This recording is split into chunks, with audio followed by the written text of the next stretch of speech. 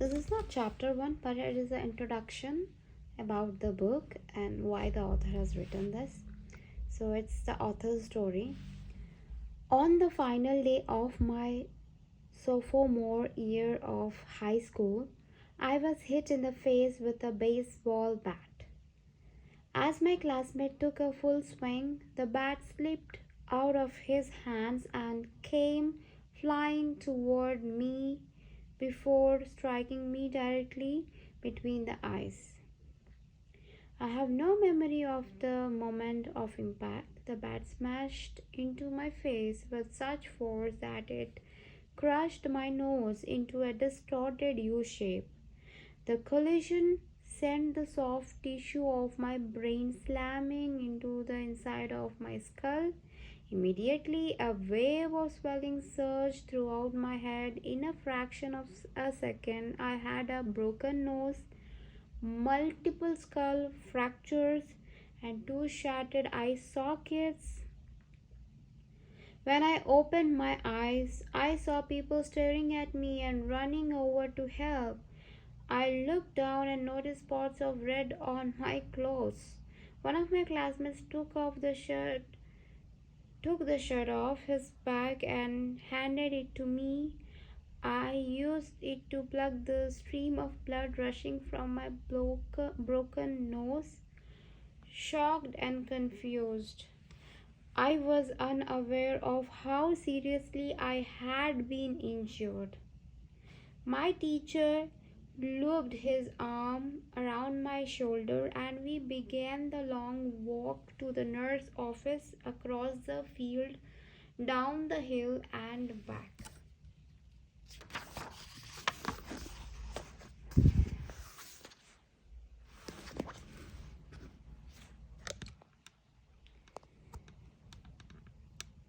Into school. Random hands touched my sides, holding me upright. We took our time and walked slowly. Nobody realized that every minute mattered. When we arrived at the nurse's office, she asked me a series of questions. What year is it? 1998. I answered. It was actually 2002. Who is the President of the United States? Bill Clinton. I said the correct answer was George W. Bush. What is your mom's name? I stalled. 10 seconds passed. Patty, I said casually, ignoring the fact that it had taken me 10 seconds to remember my own mother's name. That is the last question. I remember my body was unable to handle the rapid swelling in my brain and I lost consciousness before the ambulance arrived. Minutes later, I was carried out of school and taken to the local hospital. Shortly after arriving, my body began shutting down. I struggled with basic functions like swallowing and breathing. I had my first seizure of the day. Then I stopped breathing entirely. As the doctors hurried to supply me with oxygen, they also decided the local hospital was unequipped to handle the situation and ordered a helicopter to fly me to a larger hospital in Cincinnati. I was rolled out of the emergency room doors and towards the helicopter pad across the street. The stretcher rattled on a bumpy sidewalk as one nurse pushed me along while others pumped each breath into me by hand.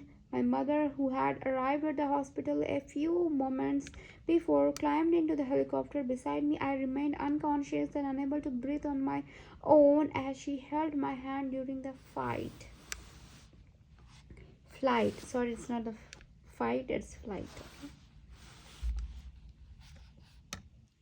So one thing I noticed, when I'm going with the flow, emotions of this context, I am stumbling. Yeah.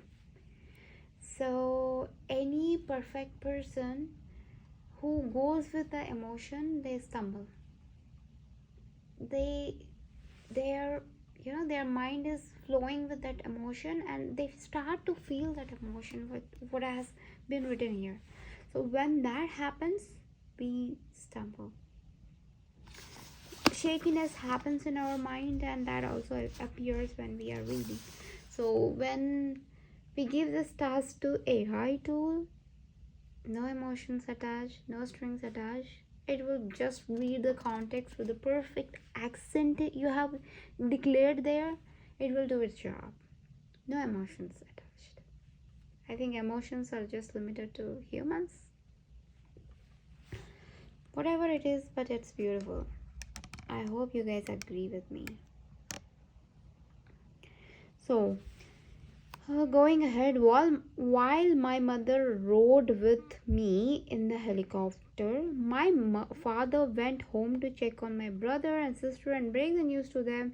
He choked back tears as he explained to my sister that he would miss her eighth grade graduation ceremony that night. After passing my siblings off to family and friends, he drove to Cincinnati to meet my mother.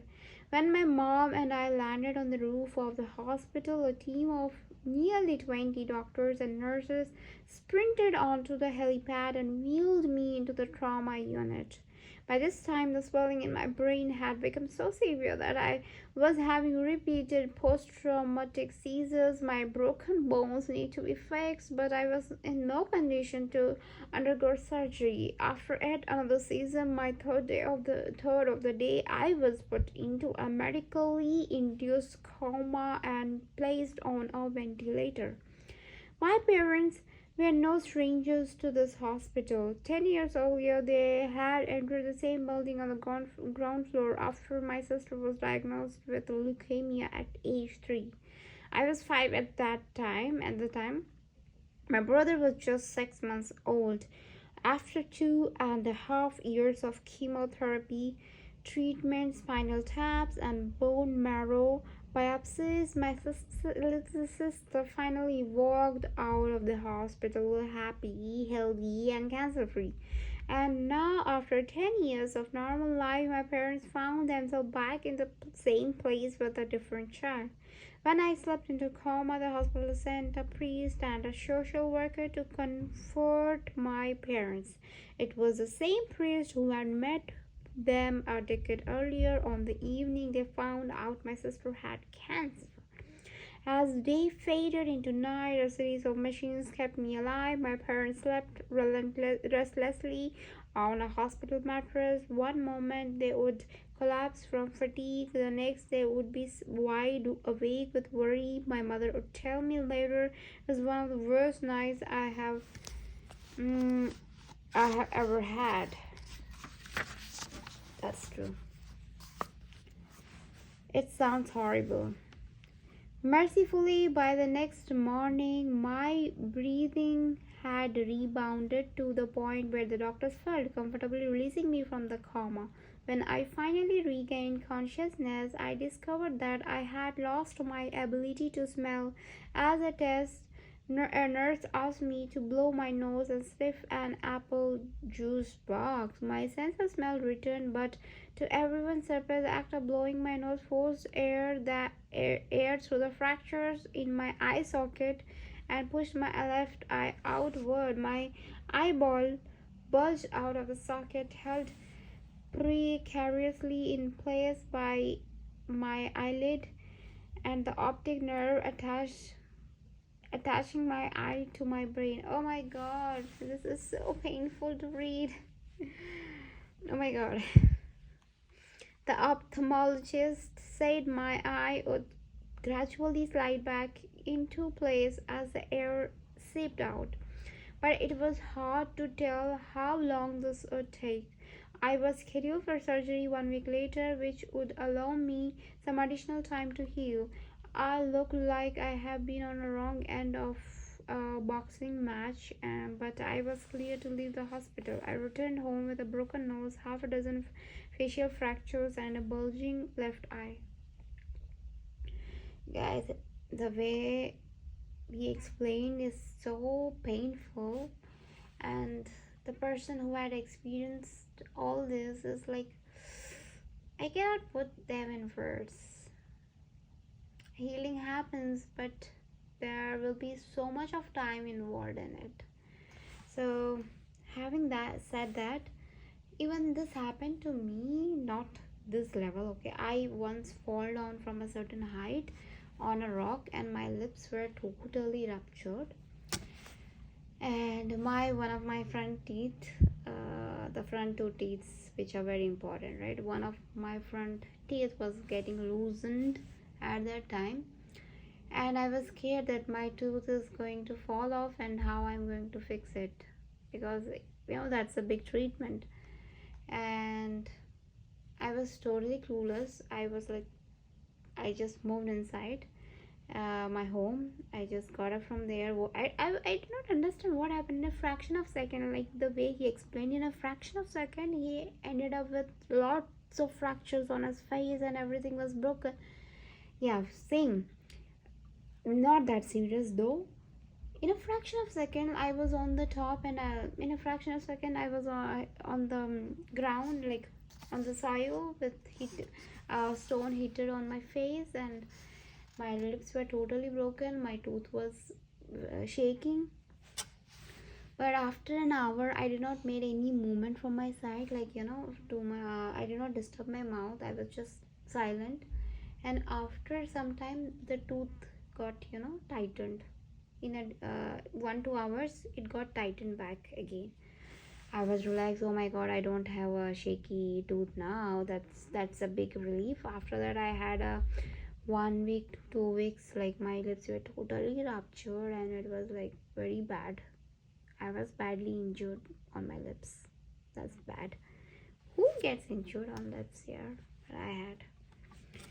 What to do? All the pains we have to, take it on and give time for all the wounds to heal. That's life is all about. It takes time and gives us beautiful memories or beautiful lessons. The following months were hard. It felt like everything in my life was on pause. I had double vision for weeks. I literally couldn't see straight. I took more than a month, but my eyeball did eventually return to its normal location. Between the seasons and my vision problems, it was 8 months before I could drive a car again. Oh, he can drive a car? He's of that age? Okay, I did not know. At physical therapy, I practiced basic motor patterns like walking in a straight line. I was determined not to let my injury let me down. But there were more than a few moments when I felt depressed and overwhelmed.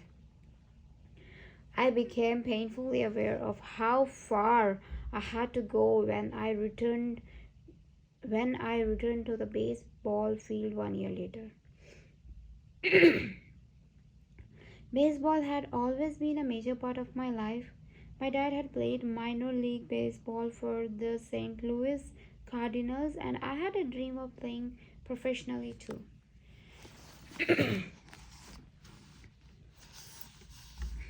After months of rehabilitation, I wanted more than anything was to get back on the field. Seriously, after all these things, there will be a shock and trauma that a person will never enter. If you ask me, I would say I will never go back to on that field unless I am emotionally attached to that game. So yeah, personally, I am not attached to any game, but I like the game spirit. But my return to baseball was not smooth. Obviously, when the season rolled around, I was the only junior to be cut from the varsity baseball team. I was sent down to play with the sophomores on junior varsity. I had been playing since age 4, and for someone who had spent so much time and effort on the sport, getting cut was humiliating. But it was for your own safety, right? I vividly remember the day it happened. I sat in my car and cried as I flipped through the radio, desperately searching for a song that would make me feel better. After a year of self doubt, I managed to make the varsity team as a senior, but I rarely made it on the field. In total, I played 11 innings of high school varsity baseball, barely more than a single game. Despite my lackluster high school career, I still believed I could become a great player. And I knew that if things were going to improve, I was the one responsible for making it happen. The turning point came 2 years after my injury when I began college at Denison University. It was a new beginning, and it was a place where I would discover the surprising power of small habits for the first time. How I learned about habits. Attending Denison was one of the best decisions of my life. I learned a spot on the baseball team, and although I was at the bottom of the roster as a freshman, I was thrilled. Despite the chaos of my high school years, I had managed to become a college athlete. I wasn't going to be starting on the baseball team anytime soon, so I focused on getting my life in order. While my parents stayed up late and played video games, I built good sleep habits and went to bed early each night. In the messy world of a college dorm, I made a point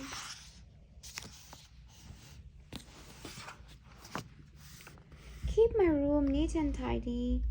These improvements were minor, but they gave me a sense of control over my life. I started to feel confident again, and this growing belief in myself ripped into the classroom as I improved my study habits. I managed to earn straight A's during my first year. A habit is a routine or behavior that is performed regularly and, in many cases, automatically. As each semester passed, I accumulated small but consistent habits that ultimately led to results that were imaginable to me when I started. For example, for the first time in my life, I made it a habit to lift weights multiple times per week, and in the years that followed, my 6 foot 4 inch frame bulked up from a featherweight 170 to a lean 200 pounds.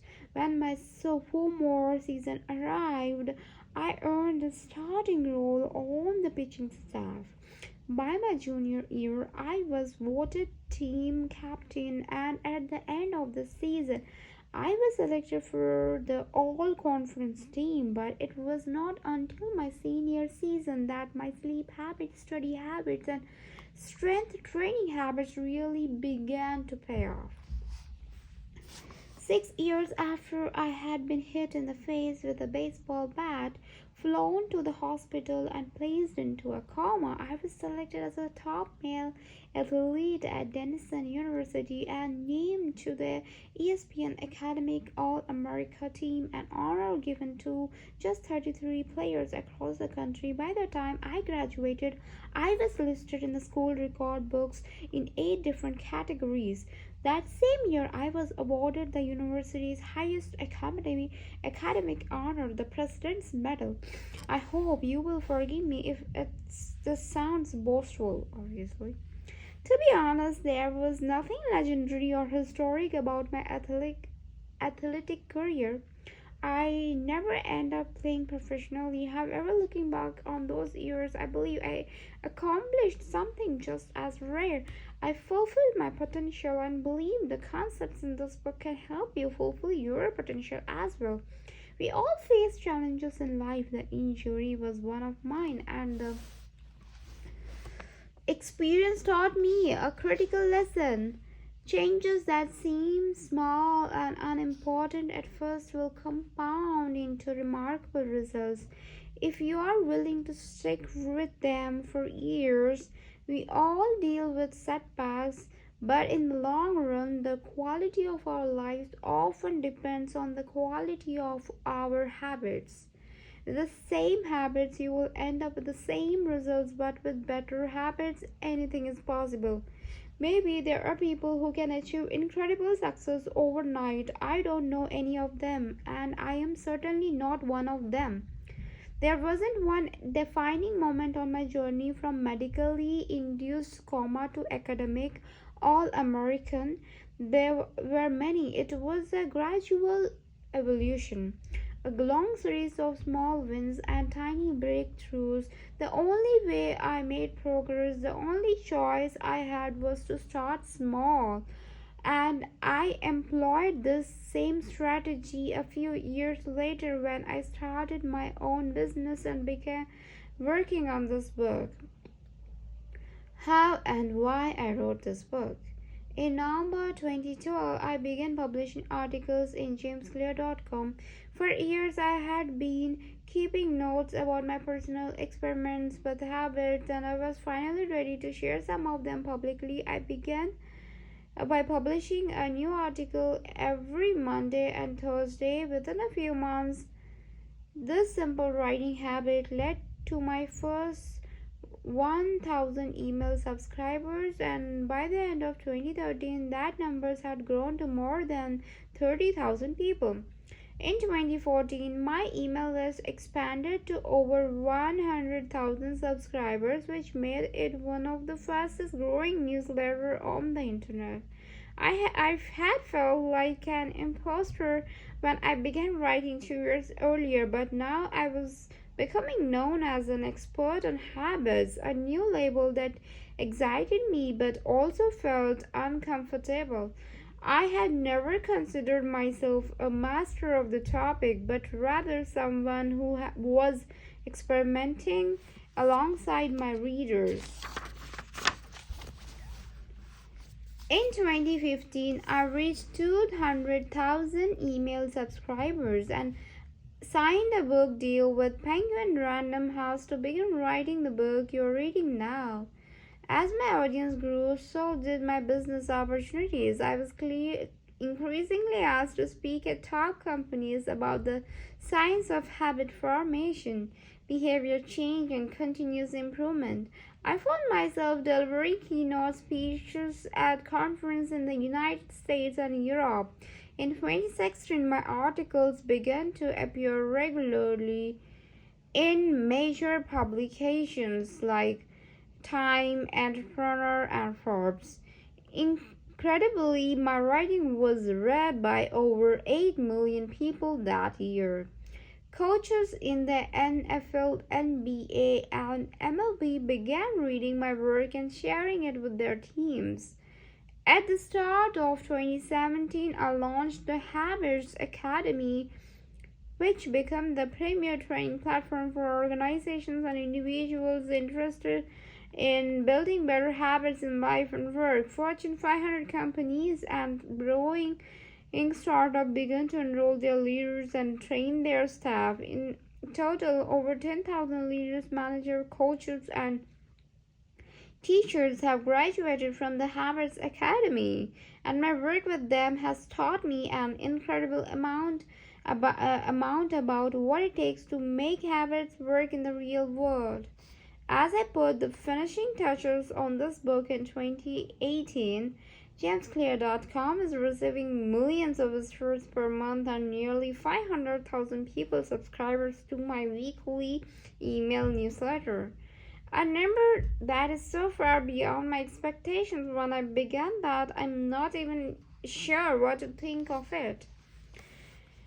How this book will benefit you. The entrepreneur and investor Naval Ravikant has said to write a great book, you must first become the book. You must first become the book. Okay, I originally learned about the ideas mentioned here because I have lived them. I had to rely on small habits to rebound from my injury, to get stronger in the gym, to perform a high level on the field, to become a writer, to build a successful business, and simply to develop into a responsible adult.